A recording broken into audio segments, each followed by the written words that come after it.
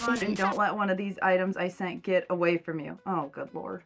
It was nice to me. I gave Jamie a little bit harder of a kitchen utensil. Whoops. What? It's that time again. We're going to unbox a mystery box. I used to get so nervous about this, and now I feel like I'm just prepared for a rough box every time because everybody has upped their game. So this box came to me from Shannon at the Daily DIYer. She's joining us this round. I am excited about it, hoping she wasn't too mean to me.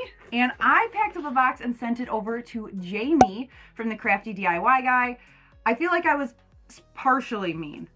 I've been meaner in past boxes, but you know, you gotta give them a challenge. So I'm prepared for a challenge. If you're new to the mystery box challenge and you're like, what the heck are you guys doing? It is basically like a Secret Santa on DIY steroids. It boils down to you get a list of things and rules that you have to abide by. You fill up a box of challenge items that people need to DIY with and you ship it off. Courtney at Creative on the Cheap runs this whole thing, so you get a name, you send it off kind of like Secret Santa, and then the person opens it up like I'm doing here, and they have to DIY with the stuff that was sent. Also, while I'm opening this, the guest host this round, I did it last time. This round is Kelly from Kelly Barlow. Kelly's theme was farmhouse that she sent to all of us.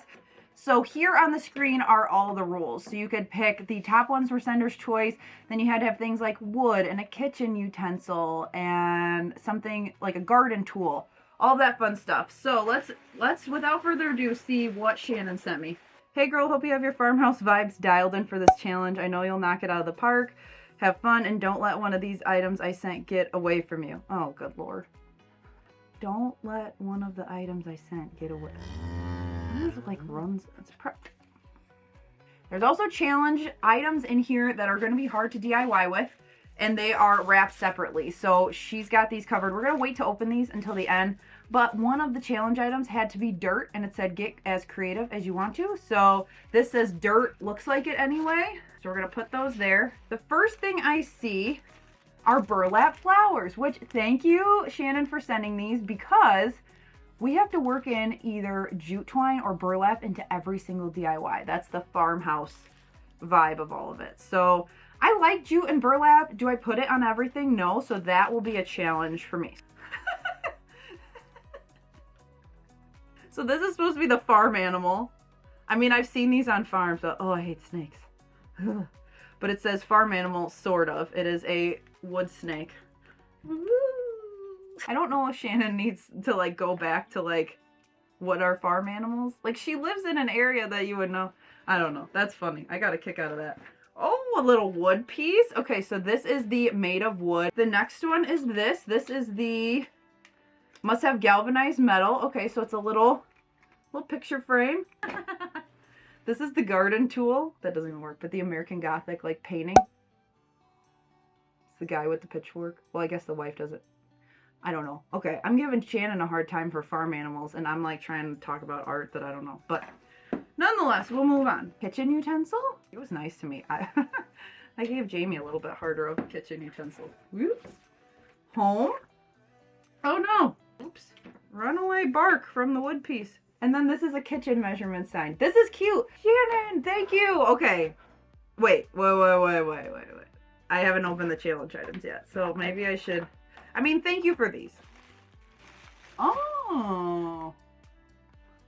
Already, I have an idea. Okay. Mini round bowls. What?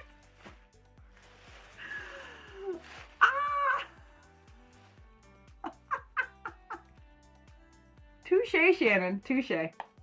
Let's get in the farmhouse mode and let's get crafting. First up, we're going to start big and use one of the challenge items. I'm also going to grab a Pringles container. These are the Dollar Tree Pringles brands.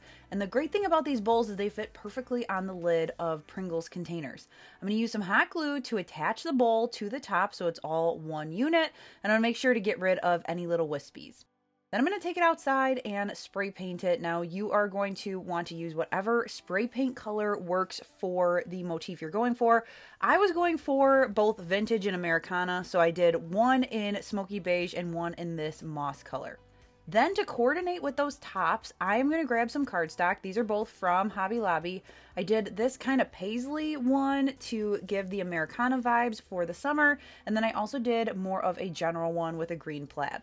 I'm going to wrap it around the outside of this container. I'm going to mark for the length, cut it, and then I'm going to do another dry fit to figure out how wide it needs to be. Now I want to make sure I give myself a little bit of an overhang so then that way it has a really nice finished seam. We're going to use one of my favorite tools lately, double-sided tape, to attach the cardstock to the Pringles container. And this was awesome because I was able to dump out these little snacks and have a fun little snack while I was crafting. So I'm going to add all of that double-sided tape. I want to make sure I'm focusing on the edges as well as the center just to make sure it's going to stick. Wrap it all the way around, and then it's going to look nothing like a Pringles container. It's going to look more like a vintage thermos. I'm going to wrap around some of that jute twine, because it makes it look kind of farmhouse vintagey, but also because we have to. So here is me checking off the twine for the first one. I love how both of these looked. They are great additions to vignettes. I am going to use this one all summer long. I also love the green one because not only will it be great for Christmas, but I'll also be able to use it year round because it goes with the colors in my house. And the best part about it, this is way cheaper than if you were able to find a vintage thermos to buy, and you can make as many as you want for as many seasons as you want. Our next item from the box is going to be this half round wood piece, and the first thing I needed to do was a little bit of surgery to get that piece that fell off in transit back on. Then we were good to paint. I'm going to start by using a darker green color and doing a quick border around the outside. I decided to take the color all the way to the edge of the wood, but you could easily leave it just like this. Once we're done with the green, we're going to transition to a beautiful red color for the center. And once I'm adding this red, I'm sure you know where I'm going with this, but stick with me because it's not going to turn out how you think. After our base coat is done, we're going to take a lighter green and add some fun little stripes to the outside, and we're going to start the whimsifying of our watermelon process. Whimsy watermelon has a ring to it, don't you think? You know, I love the W's over here, so we're going to roll with it. Once I did 2 coats of that so it would pop on the darker green, I'm going to mix together the red that we used for the center as well as a little bit of white to create a pinky color. I'm going to use my brush to create some polka dots all throughout the red part to add a little bit more to the whimsy vibe. While my dots are drying, I'm going to go through with a white paint marker and create a little scalloping between the green and the red. That is going to allow you to clean it up, and I am a huge fan of adding details later to clean up your painting because I am not the cleanest, most detailed painter, but I get the job done.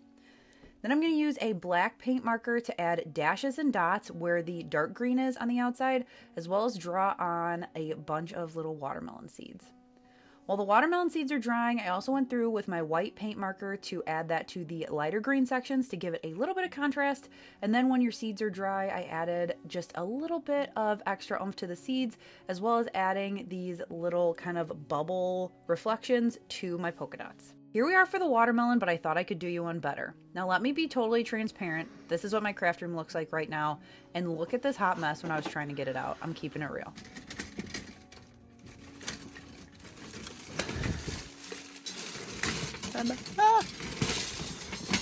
Nonetheless, we saved it from the closet. Also from my closet, I'm grabbing some watermelon ribbon, some wired edge Christmas ribbon that I got on clearance, burlap because I have to, but I think it'll be cute, and some mesh.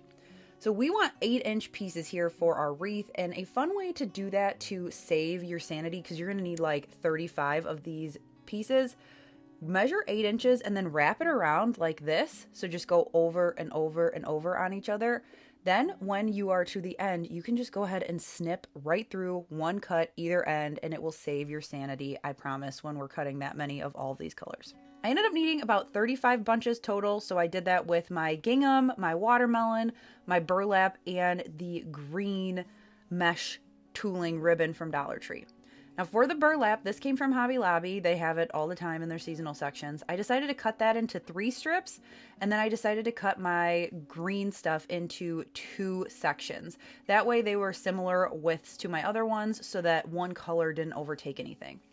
Then before we get adding them to our wreath, we are going to dovetail them. So fold it in half again, and then cut on an angle, and that is a quick way to dovetail. Now I did that on the gingham as well as the watermelon. I left the edges raw on the green and the burlap, and I think it added to the whimsy while having a little bit of finished with the dovetail. Then I'm going to put all 4 pieces together. You can kind of pinch the centers to put them together, and I'm going to use a white pipe cleaner to hook them together. Now you could easily use jute twine for this, but I find the pipe cleaners are a lot easier and quicker to attach because you just twist them instead of tying. I'm going to twist my pipe cleaner so that I have equal amounts on either side, twist it like a bread tie, give it a fluff, and then it's ready to be added to my wreath. This is an 18-inch wreath form, which just happened to be in my closet, but you could make this 12 inches on up, just whatever works. The bigger your wreath frame, the more clusters of ribbon you'll need. Then I'm going to use the bread tie technique again to hook my white pipe cleaners on to the wreath. I'm going to do a mixture of the center of the wreath and then the outside and the inside to get it to look full. The great part about wired edge ribbon is you can kind of fluff it as you go, cover any open areas, and that will help. Here's a tip for you if you don't make wreaths often. I like to just twist these pipe cleaners on the back together and tuck them in. But why I like to do this instead of cutting them is, say I want to edit the wreath or I want to take it apart and redo it, then that way I don't have all these half-cut pipe cleaners that I can't use again. Then to add my watermelon as well as my cute little frame that Shannon sent, I'm going to use some hot glue and some more pipe cleaners to attach it. If you are going to put this on your front door and it gets super hot, I would suggest using like staples or something else that will not melt. But because this is going to be an indoor, not on my front door wreath for me, I just went with the hot glue. I also popped off the back stand and hardware because I didn't need that and I wanted to sit more flush with the wreath. Then my last step was to figure out where I wanted my watermelon and my frame to go. I added it kind of anywhere it looked a little sparse, and then those pipe cleaners are perfect because you can kind of just shove them in the ribbon and get them to hook on. Don't do anything too heavy with this technique, but these were super light, so there was no big deal. Then my frame needed something in it, so I made a cute little printable that said Sweet Summertime with a watercolor little watermelon, and then I added a little bit of scrap ribbon to the top because of course at Dollar Tree their clip was not centered and it was driving me nuts, so I kind of wanted to camouflage it because it was screwed in and it was just going to be such a pain to move. I am so happy with how this turned out. Finn is obsessed with watermelon, so he was really excited to see this wreath.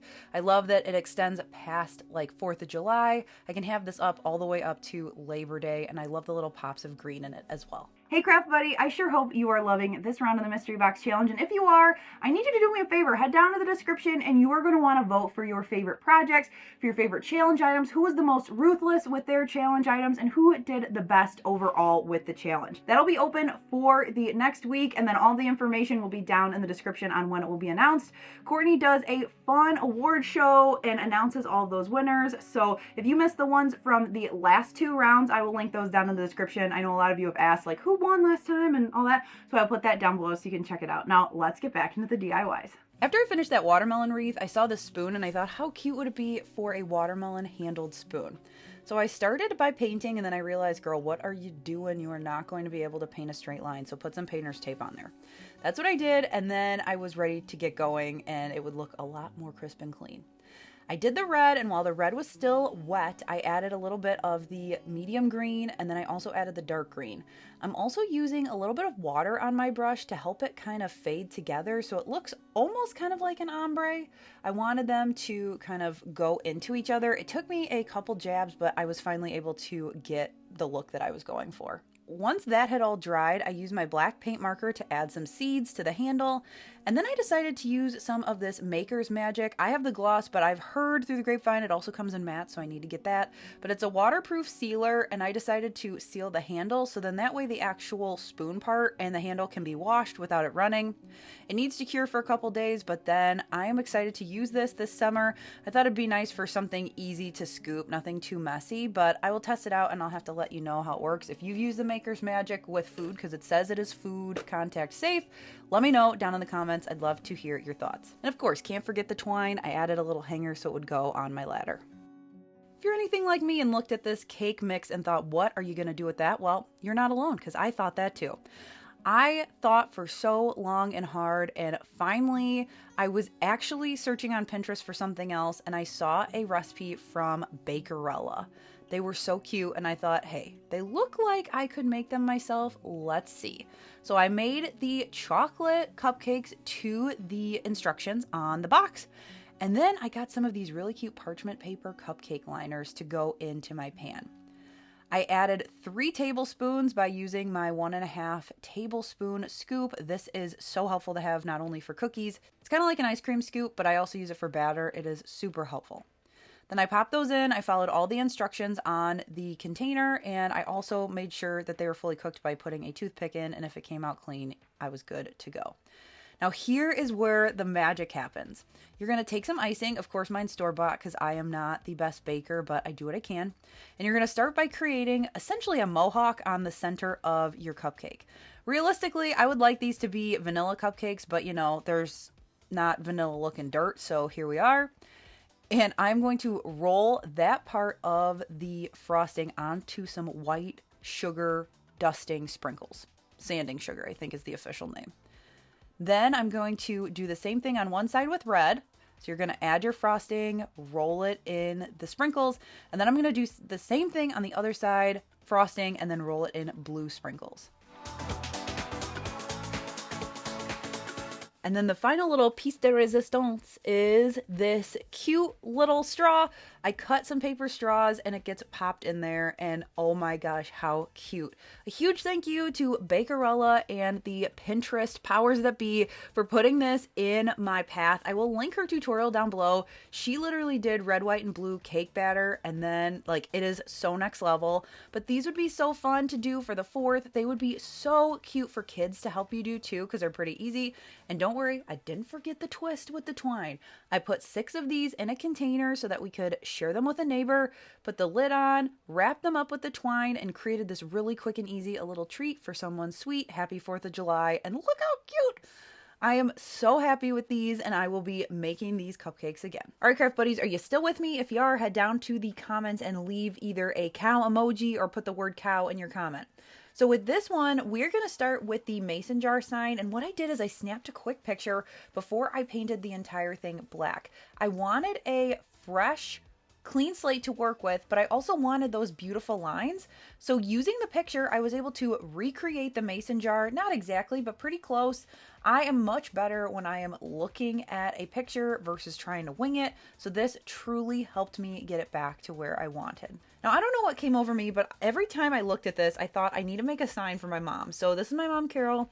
A lot of you guys met her when I redid her kindergarten classroom a few years ago, and I wanted to make this for her not only because she's already a Gigi to Finn, but she's got 2 grandkids on the way because my brother and sister-in-law are also expecting. We're about 12 weeks apart, and we're so excited for the kids to be cousins. So I went into Canva, I did some research, figured out what March, October, and December's birth flower were, and I made this cute little printable. I also added the clouds to the top, and to get it to kind of mesh to look like it was fading, I added a white fade. I just searched for that in Canva, I added it to the top here, and then I took both of those and sent it to the back. Now I know this is a pretty quick thing. I've got a Canva tutorial coming up on the list in the works, so let me know what you want to learn how to make in Canva so I can cover that. I ended up doing a little bit of tweaking to the text, and this was ready to go. I printed it out to the size about 5 inches by 5 inches, and the reason I did a printout, A, is because I wanted the color, but B, these babies aren't born yet, so what if, you know, baby comes in November, baby comes in September, you know, whatever. I wanted to be able to change it. Now the reason for the verbiage Gigi's Garden is because of the little garden tool. I thought this fit perfectly on the sign, and we're also going to grab the little burlap flowers. Now I messed with this for probably 30 minutes trying to figure out how it was all going to work. It looked too busy, too plain, back and forth. I popped off the center of this flower to see just so many different things. I thought, okay, maybe let's do some burlap at the top with a burlap flower as an embellishment, and that worked. And then I was like, let's just put the little shovel at the bottom, and this worked perfectly. So sometimes you've got to tinker with stuff, but once you get it to where you want, you're like, that is it. You just have to see it a few different ways. At least I know I do. And here it is all finished. I really like that it is removable and changeable in case I need to add flowers or do anything like that, change the birth flower month, and all I have to do is pop it off because it's attached with double-sided tape. So happy with how this turned out. Can't wait to hear what my mom thinks. For this next one, we're going to start out with a live look from my scrap wood pile because it is getting ridiculous. So I said for this mystery box, we're using some scrap wood to get it out of the garage. I had 2 pieces of fence pickets left over, cut to 24 inches each. So I decided to use them, and I measured the end and realized to cover it with a 1x3, I was going to need an 11-inch piece of wood. So I cut 2 pieces of wood at 11 inches, and then I went through and sanded everything really good. Now this is the easiest way to make a tray in my opinion. You put the 2 pieces on the bottom and then you add your 2 pieces to either end. I'm adding some wood glue so that it will stay pretty nice and together, and then I am also going to hold it immediately with some 1-inch brad nails with my nail gun. You could easily do that with a hammer. You do not need a nail gun for this. You could also cut these wood pieces with a miter box and a handsaw, so different options. If you don't have tools at your disposal, you can still make it work. Once the base of that tray was done, I knew I wanted to add a little bit of a design to it to kind of lean into the farmhouse challenge. So I decided to create a custom kind of tile motif. I used some files I found in Design Space, so I will have this saved if you have a Cricut, or you could do something similar with any other vinyl cutting machine. If you don't have a Cricut, you could do this as well because so many of the craft stores now have stencils, so you could easily find one, Joann's, Hobby Lobby, Michael's, find something that you like, and you could then stencil the old-fashioned way as well. Now when you're weeding a stencil, you're going to do it backwards, so we're removing anywhere that we want the paint to go. And then I like to apply it with my paper transfer tape from Amazon. You can also buy it from Expressions Vinyl, but unfortunately they go in and out of stock on the paper transfer tape. So I have switched over to buying it from Amazon because I know you guys can always get it there. The reason I like it so much is because it is sticky enough to pick up your vinyl, but it's not so sticky that it's going to peel the vinyl up off the wood. So just something to keep in mind. Now, if you're going to apply a stencil to a stained piece of wood, take a piece of your vinyl and test it first. If you cannot get it to stick, add a coat of Mod Podge or a polyacrylic, and that will get it to stick. Here, because mine is unfinished, it's sticking just fine, but there's been many of times where I've wanted to put this on, it won't stick, you ruin it, you lost all your time weeding. So just save yourself the time, just cut a teeny little piece of the same vinyl and see if it'll stick. After I added some painter's tape to either side, I'm just sealing it down real quick with a quick coat of Mod Podge. And while the Mod Podge dries, we're grabbing the actual item from the box that we're using here, which is this snake. I was very challenged by this snake, and I know a lot of people DIY with it, and I was like, I want to make sure that I'm doing something, you know, that feels a little more original, just because when there's super popular items like this, you know, I just don't want to regurgitate somebody else's thing. And sometimes that happens on accident, honestly, but I tried my hardest not to do it. I cut off the head and the tail, and then the inside is like a little like fabric-y piece, so I counted and made sure I had 2 of the same size piece. And then I set those to the side and grabbed this Moss Waverly chalk paint to stencil. I use a disposable makeup brush, and I'm just tapping off any extra. You don't want a ton of paint on that brush because that is what is going to like spread underneath your stencil and your vinyl. So I'm doing light coats, and I didn't care that it was blotchy because I thought that would add to the overall kind of rustic vibe, and I was right. Once I pulled it off, I really like how this looked. The green is beautiful for use year-round, and then it was time to add my handles. So I just used hot glue because these, I would not recommend using these as handles. If you want the tray to function, I would get some like cabinet hardware and just drill it in. But for the challenge, we're going to make it work. Now I needed to cover that ugly hot glue, so I used some twine, check that off for this challenge, and I wrapped it just on the bottom. I originally was going to wrap the entire handle, but I really liked the texture of the snake, and I thought it looked pretty, so I kind of went with a two-tone vibe. I wrapped the bottom of either side on all 4 pieces that touch the tray, and then I used more of that Maker's Magic just to seal down the paint. In case I put anything on it, I don't want it to scratch, and this dried and cured a lot quicker than like a polyacrylic, especially if it's going to be inside. I thought this would work great. I am super happy with this tray. It will definitely be decorative. Like I said, it's not going to function super well in my house, but I love the colors. It definitely gives me farmhouse vibes, and I love it. Then back outside, I went to that lovely scrap wood pile, and I grabbed my last item I needed to use, which was this home sign. I measured it across, and it was 11 inches, so I decided to start by cutting a 1x2 scrap piece down to 11 inches so it would stretch across. Then I grabbed both this like dowel rod broom handle looking thing, and I cut 2 pieces at 7, 2 pieces at 5.5, and then 2 pieces at 4.5. So I have 6 pieces total. Then I laid all of that out on a 1x3 to kind of measure, you'll see where I'm going in a second, but to kind of measure how wide I needed a base plate to be. And then I went through and made sure everything was sanded. For those dowel rod pieces, I did it by hand just for safety, and it also helps you get kind of in there without ruining the shape. I stained everything in the color Early American just to give it a unifying base coat, just because they're different types of wood. I like to do that when you're grabbing wood from a scrap pile. It's kind of a neutral base. And then I am going to use a little bit of white chalk paint to cover the 1x2 with a little bit of dry brushing, just because I'm going to add a decal to it and I want to make sure that was going to pop. Then it's time to jazz up these little dowel rod pieces. So I did some with vertical stripes, I did some with a ton of horizontal stripes, and I also did some with just a blue chunk in the center. I just kind of played around with the masking tape until I got a look that I wanted, and then I painted them, let them dry, and then removed the painter's tape. Then we're grabbing a fun new type of twine for this one. This is more like a nautical rope twine. And I am chopping off little pieces to add to the tops of my fireworks. I think these are so fun, and I wanted to have two on either side of this display setup that I'm making. I glued them onto the top with hot glue, and then I used some jute twine to tie them together. So we've got the thick twine as well as the regular Dollar Tree jute twine. Then I didn't want my houses to say anything, so I wanted to cover them, and I didn't have any cardstock that fit the vibe I was going for. So I went on a Canva, I found a pattern that I liked, and I just printed it out on cardstock. That's a fun way to use what you have to create, something with a custom look. You could also do this with like sports logos, a bunch of different options, so it's good to know you can make your own cardstock essentially. I cut out 2 in the stars, 2 in the stripes, and then I gave all of them a thin coat of Mod Podge. Once that Mod Podge dries, put the cardstock or paper, or whatever you have, right on top. I like to use a Teflon sheet, which this just protects my heat press. And then I'm going to heat it up on the medium setting, and that is going to re-engage that dried Mod Podge, and you're going to get a really nice adhesion without having the issue of the bubbles from the wet Mod Podge. Then it was time to take my 1x2, and I ended up gluing it to the center to hold all of my houses together.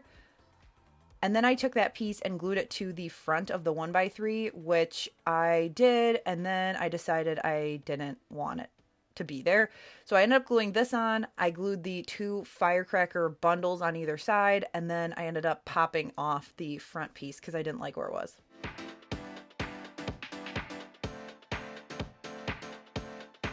Once I popped it off, I added my decal, which just says fireworks to the front. I just picked a font that felt kind of farmhouse, rusticy, and then I added it with just some painter's tape just because I had it on hand and I didn't want to have to go grab my transfer tape, if I'm being totally honest. And then I used a dowel rod that I just had. It was about 12 inches long, so it worked perfect. I didn't have to cut it down.